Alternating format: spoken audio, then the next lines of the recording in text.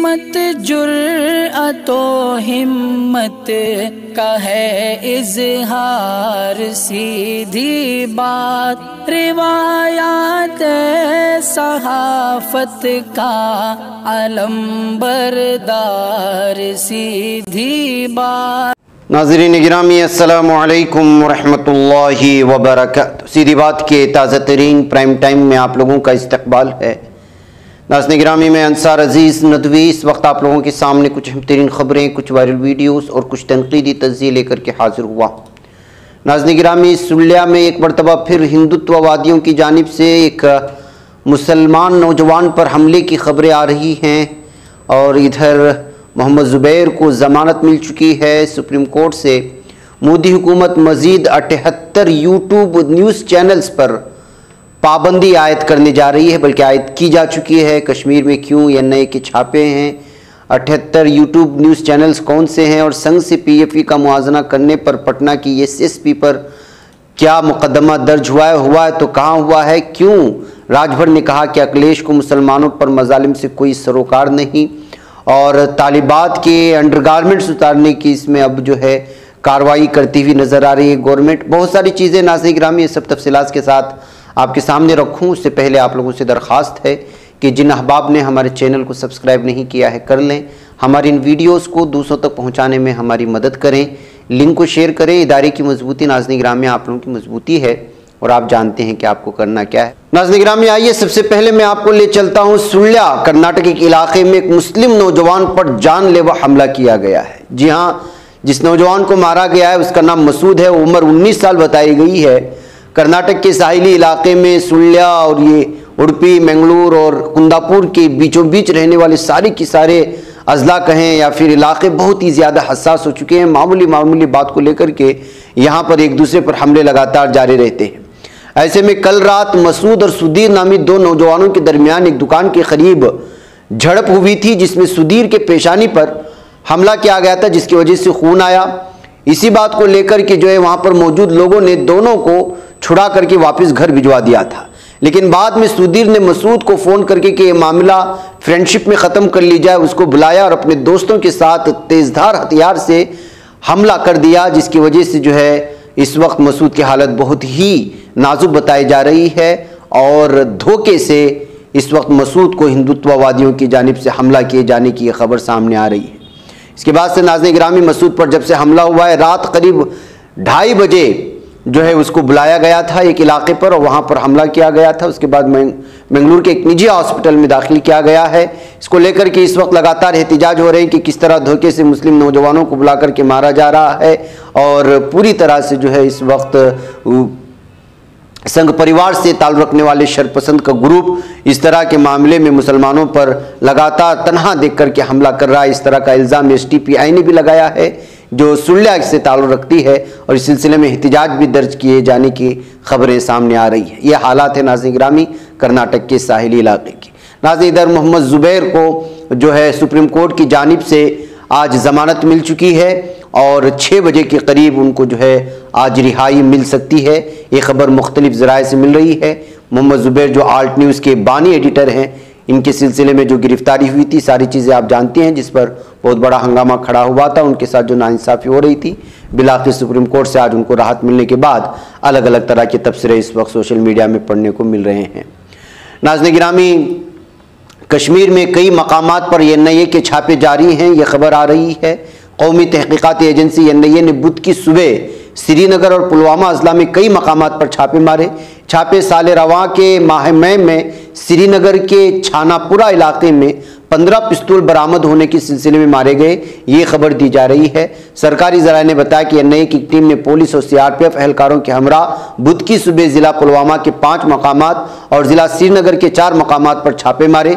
आपको बता दें कि पुलिस ज़राए के मुताबिक पुलिस ने 23 में कुछ श्रीनगर के छानापुरा इलाके में लश्कर तैयबा की ज़ैली तंजीम टीआरएफ से वाबस्ता 2 अस्करियत पसंदों को गिरफ्तार करके उनकी तहवील से असलहा और गोला बारूद बरामद किया था और उसी की तहकीकात के बाद एनआईए की छापामारी कार्रवाई चल रही है, ये खबर सामने लाई जा रही है।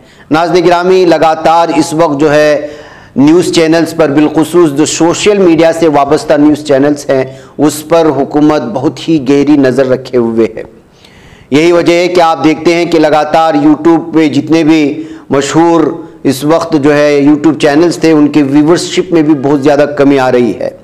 दरअसल इस वक्त जिस तरह से निगाहें रखी हुई हैं, अभी जो ताज़ा खबर आ रही है वो ये है कि 19 जुलाई को मरकज़ी वज़ीर बराए इत्तलात और नशरियात ने मुल्क के 78 यूट्यूब न्यूज़ चैनल पर पाबंदी आयद करने का हुक्म जारी कर दिया। साथ ही इन यूट्यूब न्यूज़ चैनल से जुड़े सोशल मीडिया अकाउंट्स को भी ब्लॉक करने की हिदायत दी गई है।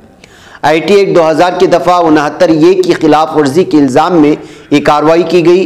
मौसूला इत्तलात के मुताबिक हुकूमत ने 2021 और 22 के दरमियान अब तक 650 यूट्यूब चैनल्स को ब्लॉक करने का हुक्म सादिर कर चुकी है।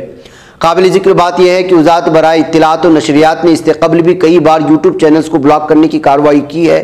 अप्रैल में हिंदुस्तान की कौमी सिक्योरिटी, खारिजा ताल्लुकात और अवामी निज़ाम से मुताल्लिक़ गलत खबर फैलाने के इल्ज़ाम में 16 यूट्यूब न्यूज़ चैनल्स को ब्लॉक कर दिया गया था। उनमें 10 चैनल हिंदुस्तानी और 6 पाकिस्तानी थे। IT एक्ट 2021 के तहत इमरजेंसी ताकतों का इस्तेमाल करते हुए उन्हें ब्लॉक किया गया था। वज़ारत इत्तलात और नशरियात का इस सिलसिले में कहना है कि सभी यूट्यूब चैनल्स हिंदुस्तान में दहशत पैदा करने, फ़िरक़ावाराना नफरत फैलाने और अवामी निज़ाम को बिगाड़ने के लिए झूठी गैर मुसद्दिक़ा जानकारी आम कर रहे थे। बताया जाता है कि जिन यूट्यूब चैनल्स को ब्लॉक किया गया है उनकी नाज़रीन की तादाद का अगर अंदाज़ा लगाएं तो 68 करोड़ से भी ज़्यादा थी। तो इस तरह से इस वक्त जो है भारत की हुकूमत और वज़ारत इत्तलात और नशरियात लगातार यूट्यूब चैनल्स पर गहरी नज़र रखे हुए है।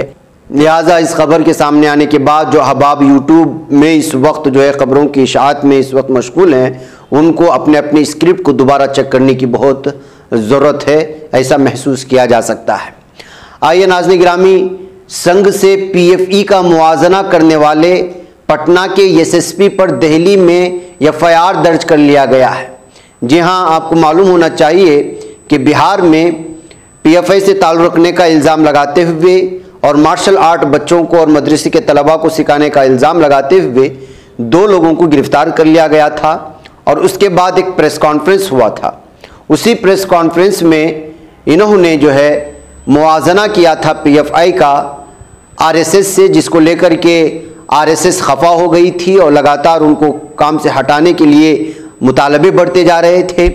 नई दिल्ली पुलिस ने पॉपुलर फ्रंट ऑफ इंडिया का राष्ट्रीय स्वयं सेवक संघ से मुआजना करने पर पटना के SSP मनोजीत सिंह ढलोन के खिलाफ अश्विनी गुप्ता की शिकायत पर हौज खास पुलिस स्टेशन में IPC की दफ़ा 499, 295 ए, 153B, 153 ए और 500 के तहत मुकदमा दर्ज किया है।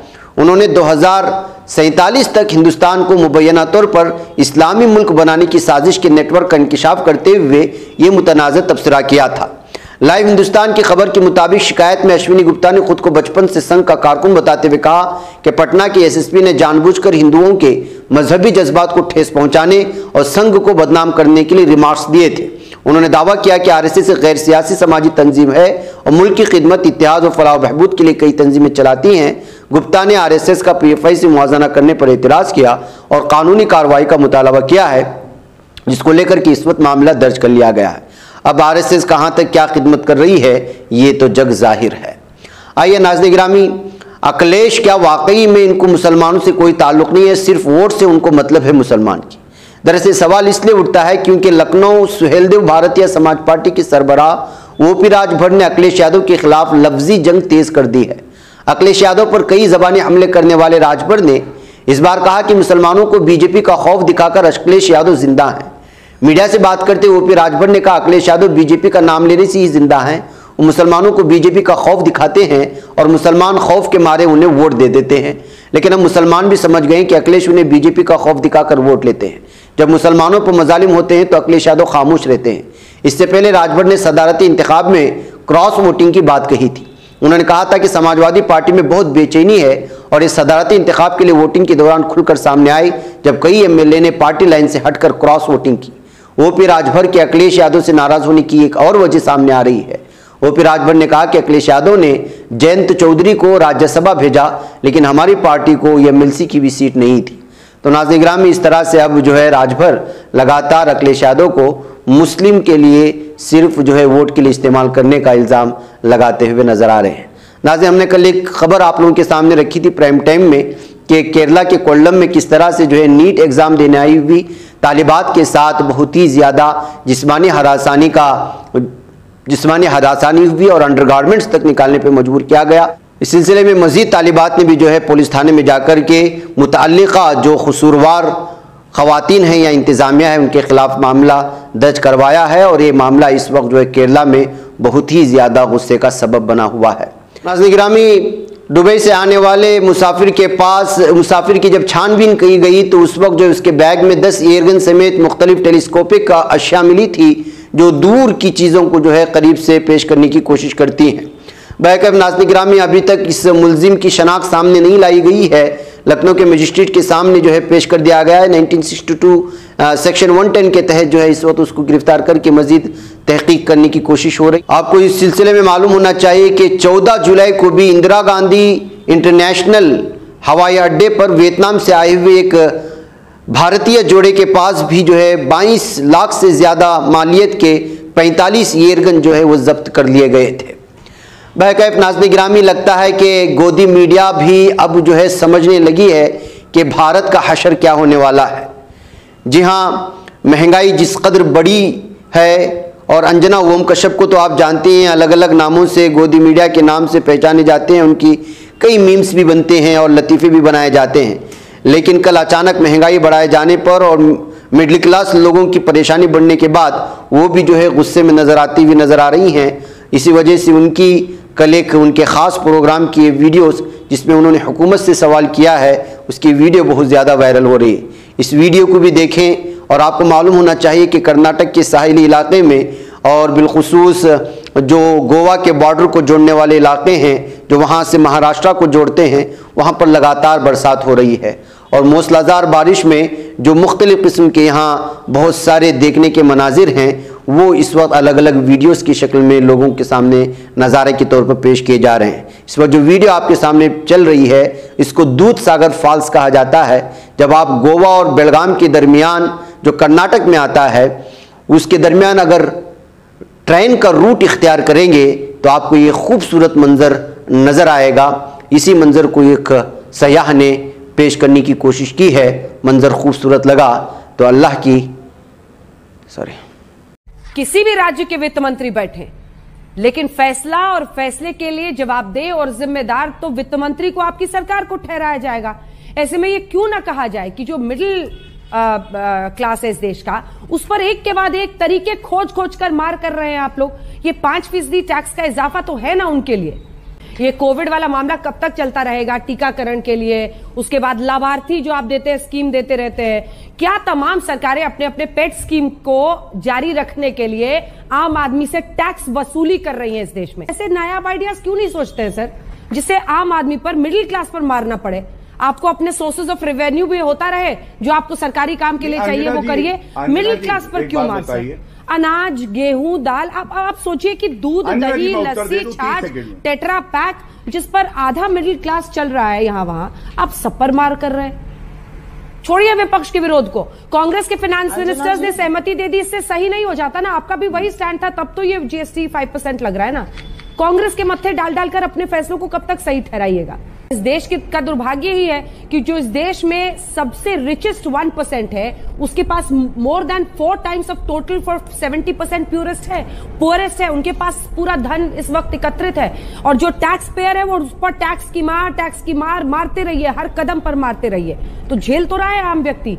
ये सिर्फ विपक्ष का विरोध नहीं है, जनता का विरोध को फैक्टर इन करना जरूरी नहीं है क्या? बच पाता है कोई सहाफी की निगाहों से, मिलाता है ये लोगों को मोहब्बत की पनाहों से।